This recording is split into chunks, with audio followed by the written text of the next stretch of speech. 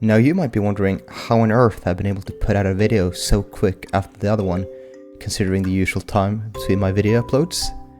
You might also be wondering why my armor is orange, but let's get back to that later. Well, the answer to the first and most important question, of course, is a shit ton of code, and the answer to the other one will take quite a bit longer to explain. Now, if you watched my previous video, you might remember the fact that there was a running theme going on throughout the whole of it. And that was, of course, me expanding this lovely forest that at some point after day one was unfortunately burnt down. Now, since then, quite a lot has happened to this forest. I did build like a gate. I built some signs telling people that this was the holy forest and not to touch it. It was originally just meant as a joke. People took it seriously because, of course, I never specified the fact that it actually wasn't meant to be a serious thing. And then that caused quite a ruckus with, of course, someone driving a sort of a killdozer through here. And this, of course, damaged all the trees.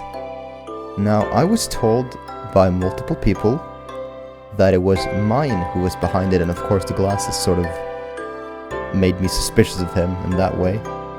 However, I later learned that a certain someone else on the server was actually behind it and had sort of kept me in the dark even while we were in VC discussing this together, which is shameful. Now, the forest has changed quite a bit. There's a stone tree there now, which I think showed up earlier today. I built another path going through here, and there's also a church in construction, which originally I thought was just being built by Akron and Cappy, but apparently Moog and SNES and also Club has been involved, which I don't know what's going on there. Spawn has also changed a bit since last time. This election was rigged. I demand a recount. Hooray! Woo! Let's go. There are a few new structures here. I don't remember exactly which ones were around when I last recorded. This was at least quite a bit smaller. I don't actually remember. I don't think this was as completed as it is now. And this tower is brand new, so that was definitely not there last time. But not only has the main spawn area here changed, so has my little plot of land over here. And I'm mainly talking about this little contraption, which seems to be glitching out a bit. Now this is a mob farm that's using like I don't know what the design itself is called, but I just pretty much copied it straight from what mine built over at his house, just to see if I can actually get something like this done. And, well, I need to cover it up with something. Coincidentally, no one has really done a proper shop on the server, as far as I'm aware. And I also have a shit ton of redstone resources lying around, which is why I'm doing a redstone shop. Oh yeah, and the reason why I'm the Loract is, of course, I was the one protecting the holy forest, at least for a while. So, you know, the Lorax fights for the trees. Get it? I did also just shamelessly steal the skin from the skin decks and then add my own face to it. Oh, I can actually zoom my inventory. That's cool. So yeah, considering how poorly the forest is going right now, I might have actually lived up to my name there, or my skin, I guess. But there are more trees than there were when it was burnt down. So I guess I got some of it right, maybe, potentially, sort of. Now, to build this sort of double structure that's both going to serve as like a cover-up for this ugly cobblestone mess, and also serve as a little redstone shop, I have gathered actually quite a few resources, which includes a bunch of wool. I'm mostly going to use both white and red wool, and also that strong chest, there we go, bricks. I have like pretty much planned this build out, but I might make a few changes to it as I go, which I usually do. So I think I'll just get onto it and actually start building this thing. Progress update.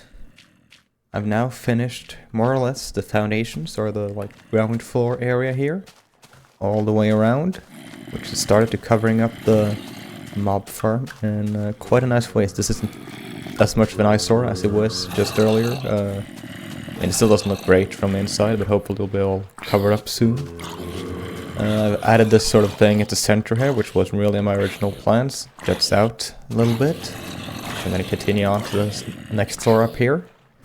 And I've also made the walls extend one block out on the sides here, because I'm going to make them support like some towers. That's also going to be added on the next floor. They won't be like super tall, but they'll stick out a bit over the rest of the structure. Also, since that last clip, Hello World has actually gifted me a bunch of redstone for the shop, so I might have to make him a shareholder of the business now. We'll see about that. And yeah, this is just a machine to make all the crash labs, which I put a few in here over the, like, this is gonna be like the main entrance to the store portion. I'm gonna have like a wall sectioning it off from the actually quite efficient mob farm here. And yeah, I added a few more of those just around the sides here to add a bit more detail to the whole thing. And with that explained, I think I'll just head back to building and get the second story in place. And with that, the second story is more or less complete. I went along and added all the necessary detail to the first story as well, just to make it all look the same. So this is more or less how the building as a whole is going to look, of course with some sort of roof on top, but I'll get to that next. Oh, this doesn't need to be here anymore. I've sort of picked a style here that sort of looks similar to this one, just with a few of the details changed up a little bit.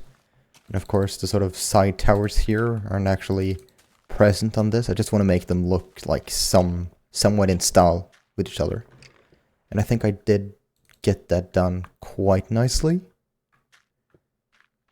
I may have gone a little overboard on all the glowstone here, but I might have to rethink that actually. But you know, it keeps the mob from spawning out here, you know, it's better to keep them inside the actual spawner there. Now, since the last recording, the road here has been continued all the way over past Valcarter's. Guessing it was mine who did it, as we talked about this a few days ago, or was it yesterday? I don't remember. But yeah, that's happened. Now that I'm done explaining, I think it's time for me to get back to work and build a roof on this house. Just placing down the final few blocks here, and the roof should now be all but finished. Hope I'll survive this jump. Yeah. So yeah, this is the design I ended up going for in the end. I did take a little bit of inspiration with the brick and wood theme from Ryan's house all the way over there. I did change my plans actually quite a bit from what I originally had intended, with adding like a second sort of gable or whatever on top of like the main roof body. I don't know what it's called. But yeah, other than that, it's pretty much as I imagined. Oh, brown sheep. Of course, it looks a little bit different on this side compared to the other one, because I don't have the central part sticking out in the same way. But it does still look cohesive enough, I think. I still think, even though I have brick here, which I don't have on that roof, I think they still fit nice enough together. Of course, the interior is still just as unfinished. But the mob farm has actually been producing quite a lot of drops while I've been working on this, so that's been very, very nice. Now, the next thing on the agenda, I think, is for me to actually make this look a little bit nicer. Because although I'm gonna like section it off maybe around here and have like the shop in this very part, I would still like to, you know, when I enter the rest of the building, be able to look at something that doesn't look like a giant eyesore, which this cobblestone thing still does. I think the plan right now is for me to actually replace all the cobblestone with glass and remove all the unnecessary cobblestone, like this and whatever. So I did actually prepare a few stacks of glass. I think they should be done, yeah. Just put some sand in the furnace just before I started finishing the roof here. So, you know, it's not a whole lot of glass, but I think it should be enough to get the job done. But before I actually start replacing any of these blocks, I should probably turn off the mob farm in some way. So I won't have to deal with mobs swimming up while I'm replacing all the blocks, which could be quite a hassle. As you can see, there's a pretty steady flow of mobs coming up through here.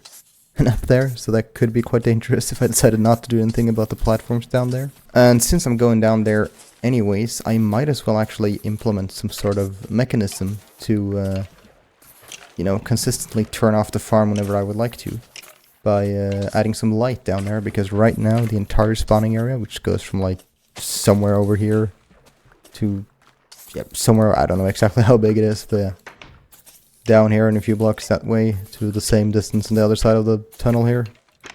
There is quite a lot of dark space I actually gotta light up, and it would be nice if I could just do that automatically with a flick of a lever. I did originally think about having some sort of crazy block swapping mechanism that would replace the roof of each floor with glowstone, which I should have in one of the chests here, yeah.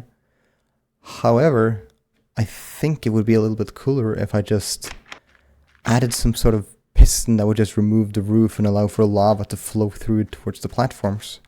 I think I'm actually going to go down there and see if I can figure out a way to do that. Okay, looking through here, there appears to be a couple of mobs. Okay, two of them are just flowing up the tube. There's just a zombie left. Okay, that's safe enough. I'm just going to go and light it up here so no more will spawn while I'm doing this thing. Oh, he went up as well. That's nice. So the farm should be more or less completely lit up right now. I don't think any mobs are going to be able to spawn here right now. But if it still were to happen, I have brought my trusty bow and a bunch of arrows, so I think I'll still be protected regardless. As I briefly previously mentioned, this design is one that I basically stole from mine. It is the same as I used in this, I think now 6-year-old survival world that he's made a couple of videos on, and I just basically looked at what he had done there and tried to like replicate it as closely as possible. I do think it's based on a quite old design, but I haven't actually checked if there are any tutorials for it, so you know, you can just look at his world if you want to try and like reconstruct his farm the same way I did. And this right here is just a water elevator that mobs will automatically try and swim up, which is quite nice. That's just how they flow to the top there. Now the next part that I need to get done is just up here. So I just need to pretty much dig out this entire area on this level to fit with what I have going on here, and then I want to have like piston openings like this that will allow lava to flow down to like light up the platforms in order to prevent mobs from spawning. Now that does mean that I'll have to have like a single hole down here on every single one of these. I'm not sure if that's going to impact spawning levels or like the rates of the farm, but if it does, I'll just have to like revert to using some sort of cool glowstone thing, which I already do have a design for, but I think it's just going to look kind of cool if I ever enter this thing. Just having the lava flowing down here.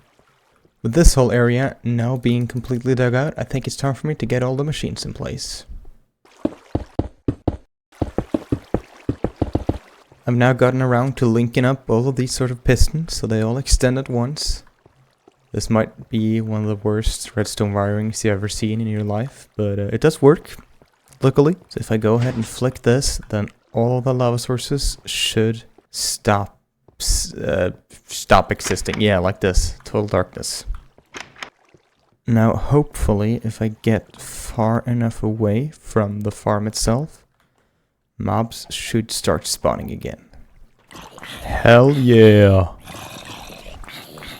Doesn't seem to be too many of them down there, though. I might have messed up the rates a little bit.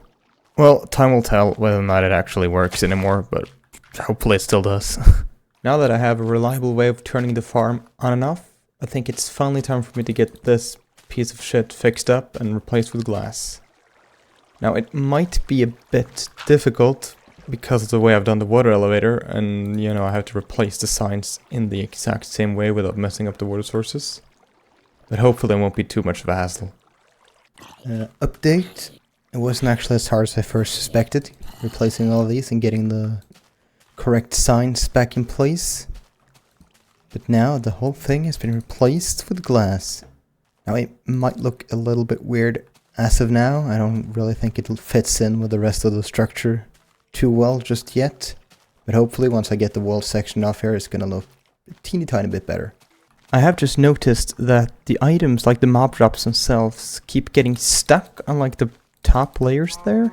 So I might actually have to replace like the area where the monsters drown, like all the walls there, with some solid blocks, because I think for some reason the items keep getting stuck in the glass because it's not a solid or whatever.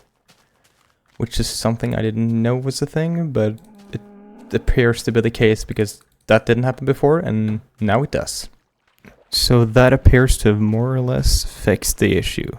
Disregarding the one piece that keeps bugging there, but that's, you know, a normal thing that happened before, so I don't think it's too much worse now. Although it doesn't look quite as good, but, you know, I'll maybe get to fix it somehow later. We'll see about that. I think I'll just go ahead and section like the shop part off from the mob farm part, just so the shop area can actually be a shop on its own. By the way, hi there, Piggy. Bye there, Piggy. Hopefully there'll be enough space for this part.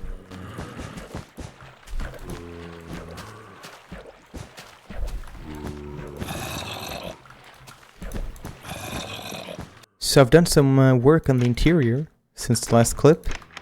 I've fully sectioned this whole area off, and I've also like blocked off the, I think this is it, yeah. The old entrance down to like the area where I placed the lever and where the mob farm is.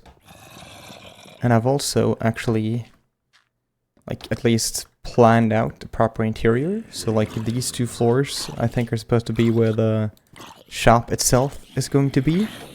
And then back here you can probably hear the monsters. Yeah. I've fully enclosed this area now, and I've added some storage for the mob farm drops up here. And down here is an area where I can collect all the mob drops and just walk around and have a nice look at all the mobs drowning to death, which is, you know, very satisfying. Yeah, totally. And also down here I've added this little thing, which just allows me to switch the whole mob farm on and off. I'm not going to do it right now because it works the same as the lever downstairs. But just link this up to the whole wiring so I can do it from here, which is a bit easier. The mobs have been coming through at like more or less the same rate as they did before I changed out both this part and also the lighting mechanism at the bottom. So that's pretty nice. I've also just dug out this little hole in the ground, which leads all the way down to my massive sort of mine shaft, I guess. I don't even know what to call it. Just dug out a large hole here, which I also use TNT to help me get to the size that it is. But like what's really important this time around is the redstone ore right here, because I want to push it up and have it next to my building to sort of make the theme look more cohesive, I guess. You know, just having a pile of unused ore next to the shop itself, something like that. Now to get that done, I'm going to have to essentially... oh. Oh my god. Let me try that one more time. I'm going to have to push both of these and maybe a few more that I have down this tunnel here. I have to push them all the way up to the surface and then next to the building. So I don't know exactly how many I'm going to use, but I think it could be nice to have a few of them just lying around surface level for later. You know, you can use like redstone ore to do some cool block update stuff, which I might do later on, but I don't know. It's nice having them around anyway, I think.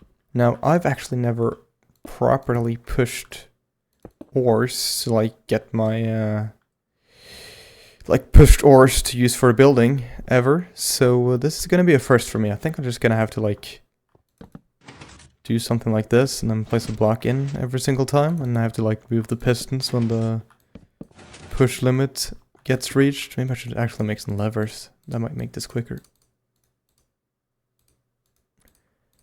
Progress update. The ores have now finally the ores have now finally been pushed up to the surface here, and I also added some few extra ones that I can, you know, sort of connect up with all the redstone things you can craft, like the rails and whatnot. But yeah, the remaining ones I kept just under the surface here, so I have some extras for later, even like if these ones get blown up or I need some more for, you know, one of those redstone things I talked about. So yeah, now that's out of the way, I think it's time for me to actually get along and furnish the inside of the shop here, so I can actually put in some chests. Now I am going to take yet another block out of Blair's book when it comes to doing this thing, because not only am I stealing his idea for a redstone shop, but I'm also going to use his general way of like placing out all the chests and showcasing the items as he did back in season 1. And of course I'm also going to use all the same prices, at least for now. We'll see if I have to adjust them at a later stage or not. I've gotten the general layout in order here, and I also just barely started putting in the items. So I guess what's next is to actually fill up more of the chests and simply the redstone one. And also get the top level here looking somewhat nice. I've now stocked the store to the best of my ability with a few of all of these items ready to be sold. Hopefully I'll be able to keep this up and running throughout the season. We'll see about that. And I also prepared like another area up here for some new items to be added if I ever want to sell like any other redstone components or more of the same components or whatever. So just have this area and a little, you know, cashier's desk here, whatever you want to call it. So I suppose the only thing left to do now is to change this sign to now open. And a nice little teaser just like that. Perfect. Now, since I actually started recording this whole process, the church here has grown a little bit, and there have been popping up towers all over the place, including right next to me, which I think is going to be a Rapunzel's tower, which I'm pretty sure Cappy is building. And there's also sprung up another store here under the mining guild, which I'm pretty sure is operated by mine, considering this is his building. Now, he's not selling any redstone items. Now, it does not appear that we are in direct competition. And I have no plans of selling any of my mob drops. At least not yet. So I guess that's fine for now. Anyway, you know the drill. Like, subscribe, leave a comment, support my YouTube channel, subscribe to me on Patreon, buy my book, subscribe to my OnlyFans account, send me your best sniffer fan art,